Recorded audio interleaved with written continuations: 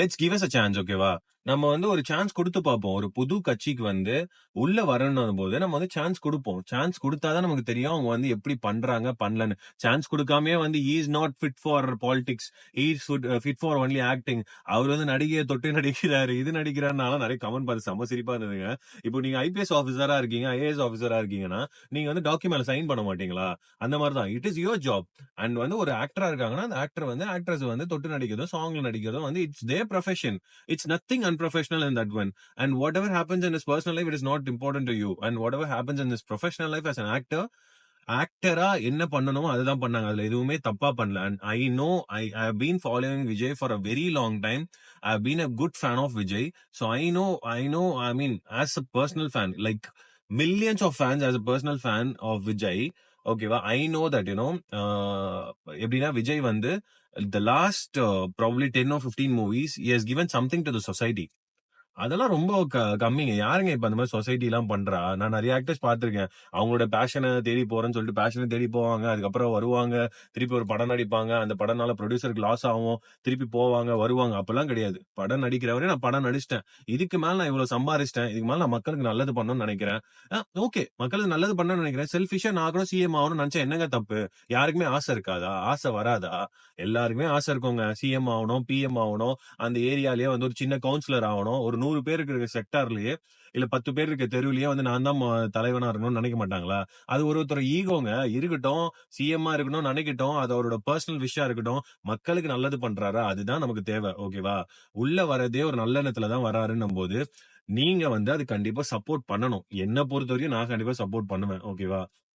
ஏன்னா இது வரைக்குமே ஆஹ் எனக்கு வந்து இஷ்டமே இல்லாம நான் ஓட் பண்ணிருக்கேன். Because there is no one I thought who will be good. Okay.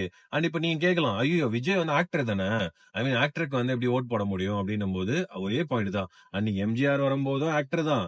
ஓகேவா? அன்னைக்கு ஜெயலலிதா வரும்போதும் ஆக்டர் தான். ஓகேவா? கலைஞர் வரும்போதும் சினிமா ஃபீல்ட்ல இருந்து தான் வந்தாரு. வந்தவங்க சினிமா ஃபீல்ட்ல இருந்து வந்தவங்க தான் இன்னைக்கு நிலைச்சு நின்று இருக்காங்க. அவங்க தான் நிறைய பேருக்கு நல்லது பண்ணிருக்காங்க. ஓகேவா? விஜய் எம்ஜிஆரான்னு கேட்டா விஜய் எம்ஜிஆர் கிடையாது. ஆனா Vijay is Vijay. Thalapathy Vijay is more than that, more than the larger picture what we see here. And I think he will be doing very good. ஓகேவா? அந்த டைம்லலாம் வந்து சோசியல் மீடியா இதெல்லாம் இல்லங்க. அடிச்சு காட்டுறதுக்கு என்னென்னவோ பேசுறதுக்கலாம். இன்னைக்கெல்லாம் சோசியல் மீடியாலாம் இருந்துச்சு. பேசுற ஒரு ஒரு வார்த்தையும் பார்த்து பேசணும். அண்ட் நான் இன்னொன்னுமே சொல்லிக்கிறேன். ஓகேவா? எல்லாமே என்னடா இவன் பாசிட்டிவா விஜய்க்கு சப்போர்ட் பண்ணி பேசுறான் அப்பெல்லாம் கிடையாது. விஜய் எனக்கு என்ன பொறுத்தவரையும் he has done already everything. Okay. But again Vijay has to அவர் வந்து கொஞ்சம் அவருடைய பார்ட்டியை வந்து ஸ்ட்ராங் பண்ணணும். Which means Vijay is the face of the party. இப்ப நீங்க விஜயை தாண்டி பாத்தீங்கன்னா பார்ட்டியில யார் இருக்கான்னு நமக்கு தெரியாது. ஒரு 2-3 பேர் தெரியும்னு வச்சுக்கோங்களேன். அந்த 2-3 பேரும் வந்து இது are not popular and all. So votes வர்றது கஷ்டம் தான். ஆனா விஜயை பார்த்து வர ஓட்ஸ் வச்சு நெக்ஸ்ட் ஒரு எலெக்ஷன்ல இன்னும் கொஞ்சம் மெஜாரிட்டி வரதுக்கான நிறைய சான்சஸ் இருக்கு. நான் என்ன சொல்லணும்னா Vijay has to get the like the candidates should be very strong. அவங்க எந்த மாதிரி கேண்டிடேட்ஸ்னா வந்து நெக்ஸ்ட் அவங்க வந்தா நல்லது பண்ணுவாங்களா, நல்லது பண்ண மாட்டாங்களான்ற அளவுக்கான கேண்டிடேட்ஸ். ஓகேவா? ஏன்னா நிறைய பேர் நம்ம இந்த மாதிரி பார்த்துட்டோம், வந்து டக்கு டக்கு டக்குன்னு போயிட்டாங்க. ஆனா எனக்கு தெரிஞ்ச வரையும் இன்னைக்கு என்னன்னா, நீங்க எலெக்ஷன்ல வின் பண்றதாகட்டும், எதுவாக இருக்கட்டும், you should have the corporate support and you should have the like officer support. You should have the people support mainly. இது எல்லாமே இருக்கணுங்க. ஏன்னா பணம் இருந்தாதான் எலெக்ஷன்ல வின் பண்ண முடியும். ப்ராக்டிக்கலா வந்து நான் பணம் செலவு பண்ண மாட்டேன், நான் வந்து இது பண்ணிப்பேன், அது பண்ணிப்பேன், நான் வந்து உண்மையா ஜெயிப்பேன், இதெல்லாம் வந்து இந்த காலத்துக்கு ஒர்க் அவுட் ஆகாது. ஏன்னா ஜஸ்ட் போய் எலக்ட்ரிசிட்டி போர்டுல வந்து நம்ம ஒரு புதுசா ஒரு வீடு கட்டுறோம், கனெக்ஷன் கொடுங்க அப்படின்னு கேட்டாலே அது லஞ்சம் கேட்கறவனுங்க தான் இருக்கானுங்க. ஓகேவா? எனக்கு தெரியாது. நான் பார்த்த வரைக்குமே லஞ்சம் கேட்டவங்க தான் நிறைய பேர் இருக்கானுங்க. எலக்ட்ரிசிட்டி போர்டு போறானா 25,000 லஞ்சம் கேட்பானுங்க. சோ இதெல்லாம் இன்னும் நடந்துட்டு தான் இருக்குன்னு வச்சுக்கோங்களேன். உண்மையா நான் எனக்கு தெரிஞ்சு உண்மையா இந்த இந்த மில்லேனியல்ல வந்து டாக்ஸ் கட்டுறவங்க யாரும் பாத்தீங்கன்னா ஐடில ஒர்க் பண்றவங்க மட்டும்தான். ஏன்னா அவங்களால அதை அவாய்ட் பண்ண முடியாது. சோ அவங்கள தவிர மத்த எல்லாருமே வந்து டாக்ஸ் எவேட் பண்றதுக்கும் எவ்வளவு லஞ்சம் வாங்கலாம்னு பாக்கிறதுக்கும் தான் இருக்காங்களே தவிர மத்த எல்லாருமே இப்படிதாங்க இருக்காங்க. சரியா? சோ இந்த விஷயத்துல நீங்க பாத்தீங்கன்னு வச்சுக்கோங்களேன், இதெல்லாம் மாத்த முடியுமா? உடனே மாத்த முடியாது.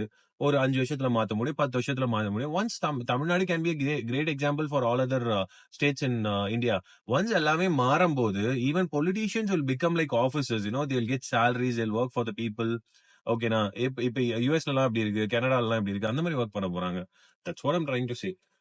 உங்களுடைய ஓட்டை வந்து கேஷ் பண்ணி பாருங்க, தப்பு கிடையாதுல்ல. ஐ மீன் நீங்க ஒருத்தருக்கு புதுசா சான்ஸ் தரும்போது நான் இன்ஃபுளுன்ஸ் பண்ணலங்க. அகைன் நான் சொல்றேன், அந்த சைடுமே வந்து ஸ்ட்ராங்கா இருக்கணும். ஆனா, நம்மளுக்கு வந்து விஜய் நல்லா தெரியும். சோ விஜய்க்காக நம்ம வந்து ஒரு வாட்டி நம்ம வந்து மாத்தி போட்டோம்னா, அந்த மாத்தி போடுறது ஏன்னா விஜய் சொன்ன மாரி சர்க்கார்ல சொன்ன மாரி, இந்த ஒரு விரல்ல தான் புரட்சியே இருக்கு. அந்த ஒரு விரல் நம்ம ஒரு நாளைக்கு அந்த டெசிஷன் நம்ம கிட்ட இருக்கும்போது, நம்ம மாத்தி போடும்போது, everything will change for good. அப்படின்னு நினைச்சு போடுவோம். ஏன்னா, நெக்ஸ்ட் விஜய் வந்தாலும் 1 வருஷத்துல எதுவும் பண்ண முடியாது. 2 வருஷத்துல எதுவும் பண்ண முடியாது. ஆனா 3 இயர்ல இருந்து we can see some changes. Changes தெரியலையா? Next you can go back to normal. உங்களோட அந்த 5 இயர்ஸ் டைம்ல Vijay can't do anything. At least ஒரு சொன்ன 10% 20% செய்ய முடியலன்னா, அப்ப நீங்க வந்து திருப்பி டிஎம்கேக்கு போலாம். That's your choice obviously. Because அவங்கலாம் காலங்காலமா இருந்தவங்கங்க. காலங்காலமா இருந்துட்டு எவ்வளோ ஐ மீன் அதெல்லாம் வெளில சொல்லக்கூடாது. But still people people know everything about what is a political party, how the political party works and everything. எனக்கு ரொம்ப இந்த நீங்க கரப்ஷன் பண்ணுங்க இதெல்லாம் பண்ணுங்க அதெல்லாம் எனக்கு பிரச்சனையே கிடையாதுங்க. எனக்கு இந்தியாவை பொறுத்தவரையும் என்னன்னா there should be ease of system. எப்படின்னா நீங்க ஒரு ஒரு பர்த் சர்டிபிகேட்ல ஒரு சின்ன நேம் சேஞ்ச் போறீங்கன்னு வச்சுக்கோங்களேன். அந்த பர்த் சர்டிபிகேட் நேம் சேஞ்ச் போகும்போது நேம் டக்கு சேஞ்ச் பண்ணி கொடுக்கணும்டா. நீ ப்ராப்பரா டாக்குமெண்ட்ஸ் சேஞ்ச் பண்ணி கொடுக்கணும். அதுக்கு ஒரு ₹500, அதுக்கு ஒரு ₹1000, அதுக்கு ஒரு ₹1500. நீ டே ஃபுல்லா வேஸ்ட். நீ அந்த ஃபைல் கொண்டு வா, இந்த ஜெராக்ஸ் கொண்டு வான்னு சொல்றாங்க பாத்தீங்களா? இது எல்லாமே மாறணுங்க. சிஸ்டமேட்டிக்கா ஒரு விஷயம் நடக்கணும். நான் வந்து ஒரு ஒரு ஒரு ஒரு வீடு வாங்குறேன்னா வந்து வீட 1 கோடிக்கு வாங்குறேன்னா அது ஜிஎஸ்டி நான் கரெக்டா கட்டணும். ஓகேவா? அந்த மாதிரி கட்டுற மாதிரி நீங்க ஒரு ஆப்ஷன் எடுத்துட்டு வரணும். அங்க போய் ரெஜிஸ்டர் ஆபீஸ்ல அவனுக்கு லஞ்சம் கொடுக்குறது, இவனுக்கு லஞ்சம் கொடுக்குறது இதெல்லாம் பண்ணக்கூடாது. இதெல்லாம் தான் நான் வந்து ஃபர்ஸ்ட் டேல இருந்து சொல்லிட்டு இருக்கேன். ஏன்னா, ஆ எல்லாமே சிஸ்டமேட்டிக்கா மாறி எல்லாமே கரெக்ட்டா வொர்க் பண்ண ஆரம்பிச்சுட்டாங்க. ஃபங்ஷன் பண்ண ஆரம்பிச்சுட்டாங்கன்னா, அந்த டாக்ஸஸ் எல்லாமே கவர்ன்மென்ட்க்கு போகும். கவர்ன்மென்ட் கரெக்ட்டா ஃபங்ஷன் பண்ணும். India will not be a developing country. It would have already been a developed country. ஓகேவா? Just like Japan and China அவங்கலாம் வந்து இப்போ ஐ மீன் எக்கனாமிக்கலா their growth is like too high. நம்ம சொல்லிக்கலாம் சும்மா ஜிடிபி ஹையா இருக்கு, அது ஹையா இருக்குன்னு. ஆனா வந்து ஒரு நாள் கவர்ன்மென்ட் ஆஃபீஸ் போனாலே நம்மலாம் டென்ஷன் ஆயிடுவோம். ரீசென்ட்டா ஒண்ணுத்துக்கு போனேங்க கவர்ன்மென்ட் ஆஃபீஸ். எதுக்குன்னா எல்எல்ஆர். ஓகேவா? என்னோட கசின்க்கு எல்எல்ஆர் அப்ளை போனேன். அங்க பாத்தீங்கன்னா, கவர்ன்மெண்ட் ஆஃபீஸோட அந்த ஒரு இதுவே வந்து தெளிவா போட்டிருக்கானுங்க. கொட்டை எழுத்துல வந்து இங்கிலீஷ்ல வந்து don't go to third parties. Come directly அப்படின்னு போறானுங்க. நீங்க டைரக்ட்டா போனீங்கன்னு வச்சுக்கோங்க. அந்த செக்யூரிட்டி கூட உங்ககிட்ட சொல்ல மாட்டான். இந்த மாதிரி வந்து நீங்க இங்க தான் போய் ஃபார்ம் வாங்கணும். இங்க தான் போய் ஃபார்ம் வாங்கக்கூடாது. அப்படிலாம் சொல்லவே மாட்டான். அவன் என்ன பண்ணுவான்? அங்க இருக்க ஒரு ஏஜென்ட்ட கை காட்டி விடுவான். அந்த ஏஜென்ட் கூட்டிட்டு போயிட்டு ₹500 லைசென்ஸ ₹5000 குடுத்து வாங்குவான். இதுதாங்க நடந்துட்டு இருக்கு. நீங்க எங்க வேணா போங்க. கவர்ன்மெண்ட் ஆஃபீஸ் போனாலே ஊழல் எவ்வளவு இருக்குன்னு தெரியும். அந்த ஊழல் எப்போ ஒழியுதோ அன்னைக்கு தான் இந்தியா முன்னேறும்.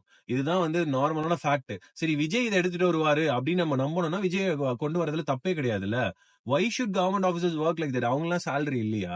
அவங்களுக்குலாம் காசு இல்லையா? எல்லாத்துக்குமே காசு வாங்கணுமா? எல்லாருமே எல்லாருமே உன்ன மாதிரி தான் கஷ்டப்படுறாங்க. நீ ஒரு கவர்ன்மெண்ட் ஆஃபீஸ்ல லஞ்சம் வாங்குறானா ஒருத்தன்கிட்ட, அவனும் ஏதோ ஒரு வேலை செஞ்சு ஏதோ ஒண்ணு கஷ்டப்பட்டு தான் வாங்குறான். ஓகேவா? மத்தவனுக்குலாம் ஈஸியா கிடைக்குது. மத்தவனுக்குலாம் கஷ்டமா கிடைக்குது. இவனுக்கு மட்டும் ஈஸியா கிடைக்குது பாருங்களேன். அதுதான் எனக்கு பிடிக்கல. நீ ஒரு ஒரு விஷயம் நம்ம சிஸ்டமேட்டிக்கா போய் நீ இது இப்போ நீ வந்து ஒரு பாஸ்போர்ட் அப்ளை பண்றேன்னா பாஸ்போர்ட்டுக்கு வந்து உன்னோட நேம் சேஞ்ச் பண்ணணும் அப்படின்னு நீங்க போனீங்கன்னா அந்த பாஸ்போர்ட்டுக்கு ஒரு ஆதார் கார்டுல போய் நேம் சேஞ்ச் பண்ணணும். அந்த ஆதார் கார்டுக்கு போனீங்கன்னு வச்சுக்கோங்களேன், அதுக்கு ஒரு 10 விஷயம் சொல்லுவானுங்க. பயோமெட்ரிக் வைக்கணும், இது வைக்கணும், அது வைக்கணும். அது ஏஜென்ட் மூலமா போங்க. அவன் என்ன பண்ணுவானா டக்கு டக்குன்னு அவங்க கிட்ட பேசி சார் ஒரு ₹500 கொடுங்கன்னு சொல்லிட்டு எல்லாத்தையும் டக்கு டக்கு ஃபாஸ்ட் நம்ம என்ன பண்ணுவோம்? இந்த ஃபாஸ்ட் பேஸ் வேர்ல்ட்ல எல்லாத்தையுமே வந்து ஓகே ஓகே இதை இப்படி பண்ணிடலாம், அதை அப்படி பண்ணிடலாம், ஓகே ஃபைன் இதுதான் நமக்கு அப்படின்ற மாதிரி நம்ம எல்லாத்தையுமே க்ளோஸ் பண்ணிடுவோம். Which is very wrong. எனக்கு என்னன்னா ஓகே விஜய் அண்ணா நீங்க சொல்ற மாதிரி டிவிக்கு வந்ததுன்னு வச்சுக்கோங்களேன், நீங்க இந்த மாதிரி விஷயத்தெல்லாம் மாத்திட்டீங்களானாலே போதும்ண்ணா. நீங்க வந்து இந்த டெவலப்மெண்ட்ஸ் இதெல்லாம் வந்து ஆட்டோமேட்டிக்கா ஒரு ஒரு கவர்மெண்ட்ன்றது பண்ணணும்னு வச்சுக்கோங்களேன். நீங்களும் நல்லாவே பண்ணுவீங்கன்னு வச்சுக்கோங்க. ஆனா இந்த கரப்ஷனை ஒழிச்சிட்டீங்கன்னா நல்லா இருக்குங்க. கரப்ஷன்ன்றது பெரிய லெவல் ஆஃப் கரப்ஷன். எப்படின்னா இந்த மினிஸ்டர், எம்எல்ஏ இவங்கலாம் வந்து ஒரு 10 கோடி, 20 கோடிலாம் அடிக்கிறாங்கல்ல. அந்த கரப்ஷன்லாம் கூட வந்து நமக்கு கண்ணுக்கு தெரியாத கரப்ஷன் அண்ணா. நம்மலாம் வந்து நேரா ஒரு ஒரு கவர்ன்மெண்ட் ஆஃபீஸ் போயிட்டு ஒரு விஷயத்த நம்ம செய்யணும்னு நெனைக்கிறோம். இல்ல ஏதாவது ஒரு சின்ன ஒரு ஒரு ஒரு சின்ன சின்ன விஷயம் ரேஷன் கார்ட வந்து வாங்கணும்னு நெனைக்கிறோம். இல்ல ரேஷன் கார்டுக்கு ஒரு அரிசி வாங்கணும்னு நெனைக்கிறோம். இந்த மாரி கீழ்த்தரப்பட்ட மக்கள் இருப்பாங்க தெரியுமா? அந்த மாரி மக்களுக்கெல்லாம் வந்து ஆ எப்படி சொல்றதுன்னா வந்து அவங்களால ரொம்ப பாவங்க. அவங்கலாம் வந்து ஒரு நாளைக்கு வந்து ஒரு ₹500 ₹1000 சம்பாரிக்கிறவனுங்க. போனா அவனுங்கிட்ட ₹500 லஞ்சம் வாங்குவான். ஒரு நாள் கூலி வாங்குறானுங்க. இதெல்லாம் நீங்க மாத்துனீங்கனாலே போதும்ண்ணா. நெக்ஸ்ட் 50 வருஷத்துக்கு நீங்க தான் சிஎம். ஏன்னா லஞ்சம். அந்த சின்ன விஷயம் அந்த லஞ்சம் ஒரு ஒரு சின்ன சின்ன ஆபீஸ்ல ஒழியும்போது எல்லாருமே கரெக்ட்டா வொர்க் பண்ணுவாங்க. எல்லாருக்குமே ஒரு மானிட்டரிங் சிஸ்டம் இருக்கணும். ஐடி மாரியே பிரைவேடைஸ்டா பக்காவா வொர்க் ஆகணும். அப்படி வொர்க் ஆகும்போது எல்லாமே நான் சிசிடிவில மாட்டிப்பேன். லஞ்சம் வாங்குனா மாட்டிப்பேன்ற பயம் வரும்போது எல்லாமே நல்லா வொர்க் பண்ணுவாங்க. நீங்க இத மாத்திட்டாலே நீங்க வின்னுண்ணா. லைஃப்ல வின்னு. மத்ததெல்லாம் நார்மலா நடக்கிற விஷயம் தான். சோ என்ன பொறுத்தவரையும் இது இந்த வீடியோ நீங்க பாத்தீங்கன்னா பண்ணுங்க. ஆ, அதே மாரி இந்த வீடியோ பாக்குற எல்லாருக்குமே நான் சொல்ற ஒரே விஷயம் அதுதான். I mean I was a fan of Vijay. Okay, I was an ardent fan of Vijay and still I am as an actor. But as a politician கேட்டீங்கன்னா வந்து I'm still in a dilemma because Vijay நல்லா பேசுவாரு, நல்லது பண்ணுவாருன்றது நமக்கு தெரியும். ஆனா நீங்க அவரை வந்து ஆட்சிக்கு எடுத்துட்டு வராம அவர் நல்லது பண்ணுவாரா பண்ணுவாரா பண்ணுவாரான்னு கேட்டீங்கன்னா யாருக்குமே தெரியாது. பிகாஸ் நீ ஒருத்தரை வந்து பந்தியில உட்கார வச்சு சாப்பிட வச்சாதான் அவர் எவ்வளவு சாப்பிடுவாருன்றது தெரியும். ஓகேவா? நீ பந்தியில உட்கார வச்சு சாப்பிடாமே வந்து அவர் நிறைய சாப்பிட்டுருவாரு நிறைய சாப்பிட்டுருவாருன்னா அவர் எப்படி சாப்பிடுன்றது உனக்கு தெரியவே தெரியாது. சோ வெயிட் பண்ணணும். வெயிட் பண்ணி அவருக்கான அந்த பிளேஸ கொடுத்து அவரை ஒர்க் பண்ண வச்சாதான் we will understand that what's happening. ஓகேவா? So 2026 2026 let's bring up a change. அந்த சேஞ்ச் நமக்கு நல்லதாவும் அமையலாம், இல்ல நார்மலாவும் அமையலாம். But there is nothing wrong. ஏன்னா நம்ம ஆல்ரெடி ஒரு நார்மல் லைஃப் தான் வாழ்ந்துட்டு இருக்கோம். ஒரு ஒரு கடந்த இண்டிபெண்டன்ஸ் டேல இருந்தே வந்து இந்த கரப்ஷன் ஸ்டார்ட் ஆகி நம்ம இதே கேவலமான லைஃப் தானே வாழ்ந்துட்டு இருக்கோம். ஒரு நாள் நம்ம தமிழ்நாட்டுல மாத்தி பார்ப்போமே. அது நமக்கு நல்லது நடந்ததா சூப்பரான விஷயம் இல்ல. what I'm saying is right. I think so. நீங்க என்ன சொல்றீங்க? கீழே கமெண்ட் பண்ணுங்க.